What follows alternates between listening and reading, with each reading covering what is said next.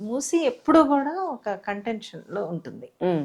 ఆ మూసి ఒడ్డున ఉండేటటువంటి పేద ప్రజల్ని తీయటం అనేటటువంటిదే ప్రధానమైనటువంటి విషయంగా వస్తుంది. కానీ మూసి మొదటి నుంచి చివరి దాకా దాని ప్రయాణంలో ఎక్కడెక్కడ సమస్యలు ఉన్నాయి అసలు?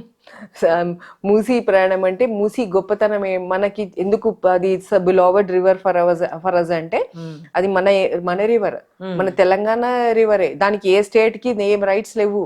తెలంగాణలో పుట్టి తెలంగాణలో మళ్ళీ వాడేపల్లి అనంతగిరి హిల్స్ నుంచి దగ్గర నుంచి పుట్టి మళ్ళీ ఏమో వాడేపల్లి దగ్గర నల్గొండలో కలుస్తుంది. ఇంకా ఈ మూసీ నదికి ఇంకేంటి ఇక్కడ వెనకాల హిమాయత్ సాగర్ నుంచి అది ఈసీ ట్రిబ్యూటరీ అన్నమాట. ఆ ట్రిబ్యూటరీ మీద మనకి హిమాయత్ సాగర్ డ్యామ్ వచ్చింది.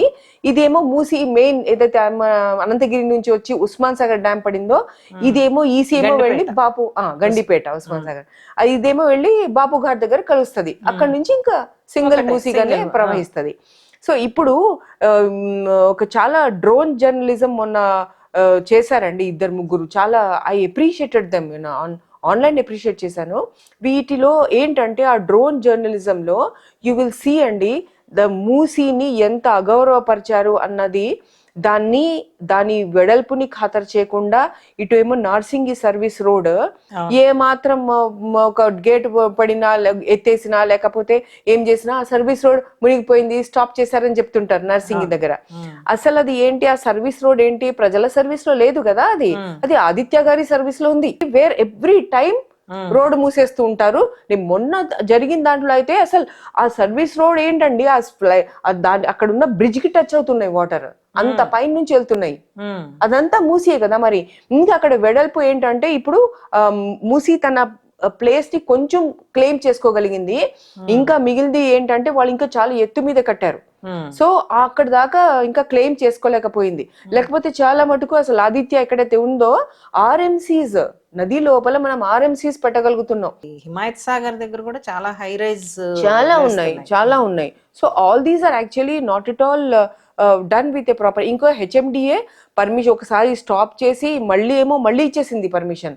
మేము అడిగాము how come you have given it again the permission, మీరే కదా స్టాప్ చేసింది అంటే లేదు అని హైకోర్ట్ కి చెప్పి లేదు they have satisfied this that అని చెప్పారు. ఇప్పుడు మూసి జవాబు ఇచ్చింది కదా, సాటిస్ఫై చేసిండ్రా అది నా స్థలం అని అది చూపించుకుంది. సో ఆ డ్రోన్ గురించి నేను చెప్తే ఎందుకు ఆ డ్రోన్ విజువల్స్ చాలా ఇంపార్టెంట్ అంటే వాళ్ళు బాగా క్యాప్చర్ చేశారు.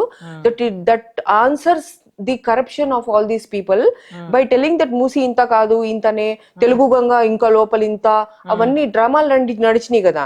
సో ఈ డ్రోన్ విజువల్స్ తో మనకి ఏం తెలుస్తుందంటే రెండు వైపులా నది గర్భంలో ఆర్ఎంసీస్ పెట్టి హై రైజ్ లు పెట్టి ఆ రకంగా దందాలు జరుపుతున్నారు.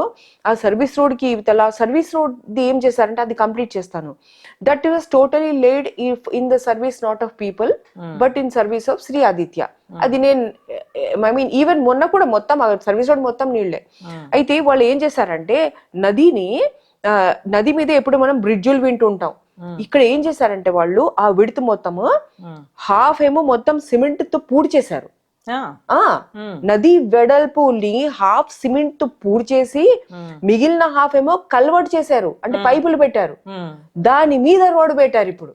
సో అంటే అసలు నది వెళ్ళటానికి అవకాశం లేదు. అందుకే కదా సర్వీస్ రోడ్ మీద నుంచి వెళ్ళిపోతాయి. ఆ పైపులు నదిని పైపులు ఇస్తామండి మనము. ఒకప్పుడు వెయ్యాలని చూసారా నందనవనం ప్రాజెక్ట్, అది కూడా పైప్ కాదు, అది అయినా ఇంకా కాలువ అన్నాడు. ఈ గత 10 ఏళ్లలో జరిగింది ఇది ఇప్పుడు. సో వీళ్ళు మొత్తం పూర్తి చేసి సగం కన్వర్ట్ చేసినందుకు ఎప్పుడు మీకు అది పారుతానా ఉంటది. అది ఏమంటే ఇది వేసింది ఎందుకు, in service of not public, in service of that the corporate, the capitalist and that high rise and all that. So ఇట్లా మనం ఈ రకంగా మూసీని ఎన్నాళ్ళు అయింది అది స్టార్ట్ చేసి ఈ సర్వీస్ రోడ్ వేయడం అన్నదానికి నేను 2017 లాస్ట్ 10 years లోనేనండి నేను చూసింది. దాని తర్వాతనే కదా ఇప్పుడు ఈ హై రైజ్ కి అన్ని అదే వాడుతున్నారు ఇంకా. So I still remember I had stopped, asked my friend Pramila to stop the car and what is ఇదేంటిది పైప్స్ అంటే తర్వాత అర్థమైంది నాకు, ఇది చూసాక అర్థమైంది. కన్స్ట్రక్షన్ అవుతున్నప్పుడు నాకు అర్థం కాలే, ఏంటి పైప్ లేయడం ఏంటి, ఇంత పెద్ద నది, అది ఇది అని ఆలోచిస్తున్నా. So whatever we're activist కదా, we will have that curiosity voice and things. So whatever అదంతా అయిందండి. Now if you look at this Musi నది, అంటే అందులో సువేజ్ వస్తా ఉందా, అది కాకుండా రెండు వైపులా high rises total inside, and service road కి యువతలు ఏంటంటే మొత్తం, నిన్న కూడా వాళ్ళు వీడియో పంపించారు నాకు, శాండ్ బాగా డంప్, నది స్పేస్ కదా, సో డొల్లా అయిపోయింది కంటిన్యూస్ దేని వానికి. సో వాళ్ళు దాన్ని మళ్ళీ ఈ 2 రోజుల్లోనే వాన కొంచెం ఇవ్వగానే వీళ్ళు మొత్తం డంప్ చేసేస్తున్నారు జస్ట్ సర్వీస్ రోడ్ కి అవతల. ఏంటంటే మొత్తం అన్ని పెద్ద పెద్ద ట్రక్ పార్కింగ్స్ ఉన్నాయి అక్కడ, అంటే అంత నది గర్భమే కదా. అదే ప్లేస్ లో జస్ట్ ఫ్యూ ఇయర్స్ బ్యాక్ అంటే 5 years బ్యాక్ 4 years బ్యాక్ తెలీదు, 22 లో వాళ్ళేమో అక్కడ మొత్తం ఫార్మా కంపెనీస్ డైరెక్ట్ గా అక్కడ డంప్ చేశారు. ఎస్, అవన్నీ పట్టుకున్న స్థలం అది. ఆ స్థలంలో ఇప్పుడు ఏముందయ్యా అంటే మొత్తం అట్లాగే ఉంచుకుని, ఆ స్థలము ఎవరు ఉంచుకున్నారో ఏంటి మనకు తెలియదు. But whatever I got the visuals yesterday అన్నమాట, the videos. So this is how, అది డ్రోన్ లో కూడా అది క్యాప్చర్ తెలుస్తుంది ఎవరు ఉంచుకున్నారు. అరే తప్పకుండా వాళ్ళు, ఎందుకంటే వాళ్ళు వాళ్ళ సేవలోనే ఉన్నారు కదా. So this is how bad things are. And if you come, ఇప్పుడు హై రైజెస్ అన్ని ఎంకరేజెస్ ఉన్నాయి, మనం అన్ని చోట్ల హై రైజెస్ ఉంటాయి. వాళ్ళు ఏంటంటే ఎవడొస్తాడు నాకేం చేస్తాడని వాళ్ళు, అరే మనకి ఎప్పుడు ఎవరు వచ్చి ఏం చేస్తారో అన్న భయంతో వీళ్ళు. చూడండి ఆ తేడా. ఎవడొస్తాడు నేను చూసుకుంటాను, నేను కాల్ మీద నడు చేసుకుంటా, అంత ఎవ్రీథింగ్ ఐ విల్ మేనేజ్ అని అహంకారంతో అనుకుంటున్నాయి అని అవే మూసీ నదిలో వాళ్ళు ఉన్నారు. వీళ్ళేమో దిక్కు లేక చూసే, నేను దిక్కు లేక వాళ్ళు చెత్త ఎత్తుకునే వాళ్ళు నది లోపల వెళ్ళాను నేను.